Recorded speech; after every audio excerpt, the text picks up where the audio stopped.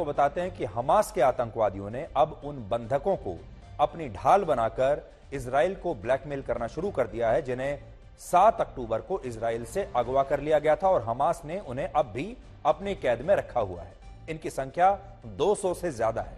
आज हमास के आतंकवादियों ने इजराइल की सेना को एक प्रस्ताव भेजा है कि अगर इजराइल गाजा में सीज फायर के लिए तैयार हो जाता है, यानी अगर इजराइल की सेना हमले बंद करने के लिए तैयार हो जाती है और गाजा में फ्यूल की सप्लाई को फिर से बहाल कर देते हैं, तो वो इजराइल के बंधक बनाए गए 222 नागरिकों में से 50 नागरिकों को छोड़ देंगे।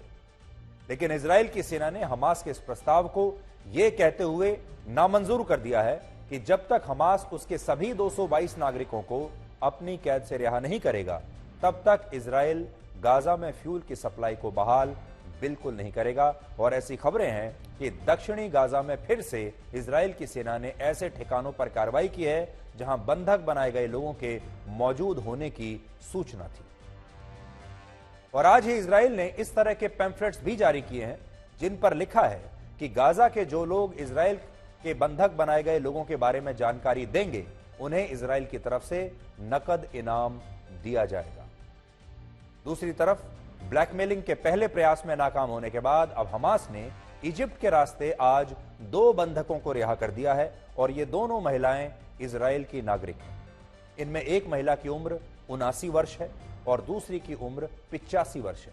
और इन बुजुर्ग महिलाओं ने अपनी रिहाई के बाद हमास के आतंकवादियों के बारे में बातचीत की और उन्हें बताया उन्होंने कि हमास के आतंकवादियों ने उन्हें किस स्थिति में रखा हुआ था।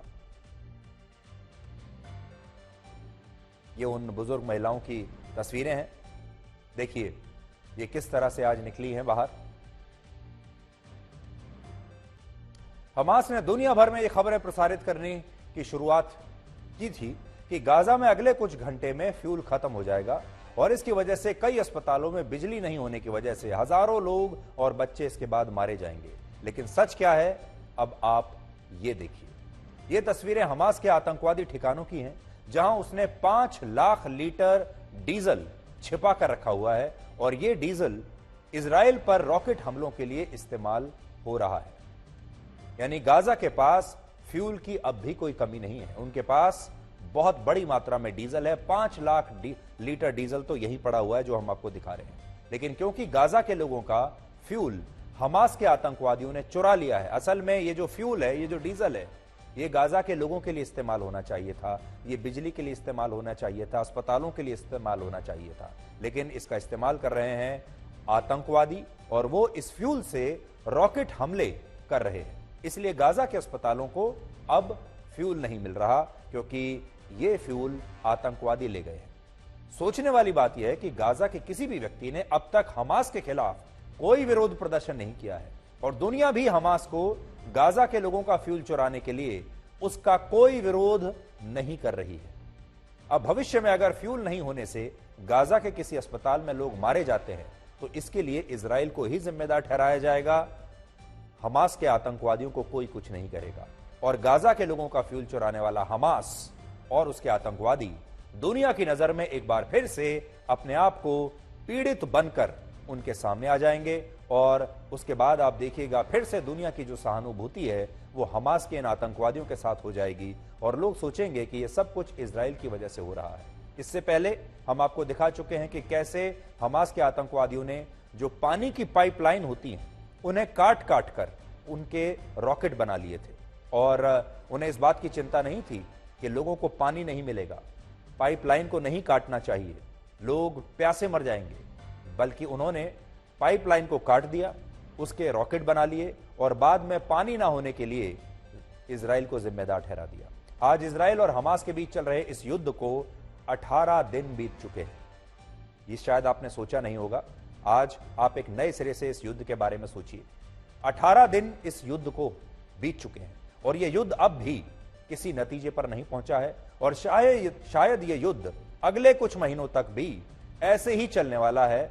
और आपको याद होगा इजराइल ने शुरुआत में आज से 18 दिन पहले ही यह कहा था कि अब वो हमास को नष्ट कर देगा और अब हमास का नामो निशान वो मिटा देगा और उन्होंने कहा था वो कड़ी कार्रवाई करेंगे। लेकिन 18 दिन हो चुके हैं, अभी तक हमास को नामो निशान अभी हमास का नामो निशान वो नहीं मिटा पाए हैं। और अभी भी इजराइल की जो सेना है वो गाजा में प्रवेश तो कर गई है, लेकिन अभी भी उन्होंने जो अपने ऑपरेशंस चलाए हैं वो बहुत ही लिमिटेड ऑपरेशंस हैं। 18 दिन के बाद भी इस युद्ध में अभी तक इजराइल ये नहीं कह सकता कि उसकी जीत हो चुकी है। अब कुछ पुराने उदाहरण देखिए। वर्ष 2001 में 9/11 का जब हमला हुआ था न्यूयॉर्क पर, अमेरिका पर, उस हमले के बाद जब अमेरिका ने अल कायदा और तालिबान को खत्म करने के लिए अपनी सेना अफगानिस्तान में भेजी थी, तब अमेरिका ने कहा था कि वो 21 दिन के अंदर अल कायदा को जड़ से खत्म कर देगा। ओसामा बिन लादेन को वो चाहे कहीं भी छुपा हुआ हो उसे बाहर निकालकर उसे सजा देगा। लेकिन 2001 से 2021 तक 20 वर्ष अमेरिका की सेना अफगानिस्तान में तैनात रही और आतंकवादियों से बिना युद्ध जीते ही अफगानिस्तान से उसे खाली हाथ लौटना पड़ा। वो ना तो अल कायदा को समाप्त कर पाए, ना ही तालिबान को समाप्त कर पाए, और आखिर में वो अफगानिस्तान को छोड़कर एक दिन ऐसे ही अचानक चले गए। यहां तक कि अपने हथियार, अपने हेलीकॉप्टर, हवाई जहाज सब कुछ पीछे छोड़ गए। इसी तरह पिछले साल जब यूक्रेन और रशिया के बीच युद्ध शुरू हुआ था, तब रशिया के राष्ट्रपति व्लादिमीर पुतिन ने कहा था कि वो 2 हफ्तों के अंदर यूक्रेन को खत्म कर देंगे। लेकिन आज 1 साल 8 महीने बीतने के बाद भी यूक्रेन और रशिया के बीच ये युद्ध समाप्त नहीं हुआ है।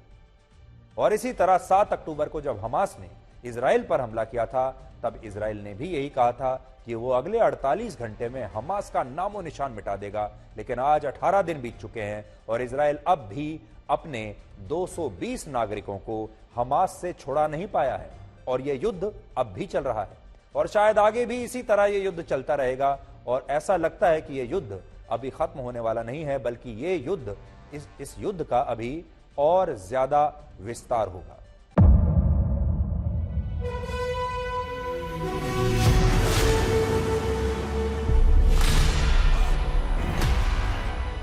मुद्दों का मैदान, जिम्मेदारी लेंगे तर्कों पर घमासान। क्या बताना चाहते हैं इस देश को? किससे किसकी ठनी, न्याय की नीति नहीं बनती है। किसने दी किसे पटखनी। क्या सच है जिसको छिपाने की कोशिश? खबरों की दुनिया का सबसे बड़ा अखाड़ा दंगल देखे मेरे यानी चित्रा त्रिपाठी के साथ रोज शाम 5 बजे सिर्फ आज तक पर। ना पक्ष ना विपक्ष, ना लेफ्ट ना राइट, ना मिर्च ना मसाला, खबरों का बोलबाला, निडर निर्भीक सबसे सटीक स्पेशल रिपोर्ट सिर्फ आज तक पर। एयर रेड के ये सायरन समय समय पर आपको सुनाई देते हैं। शौर्य की, भारत और चीन के बीच साहस की, सभी बाढ़ग्रस्त इलाकों का हवाई सर्वेक्षण किया है। सरोकार की, गाजीपुर में किसान से बातचीत करें। संघर्ष की, कश्मीर को आगे बढ़ना होगा। संयम की, भावनाएं भड़की या दंगे भड़काए गए, सवालों की, जनता के लिए, जनता के द्वारा, जनता की दस्तक। श्वेता सिंह के साथ सिर्फ आज तक पर।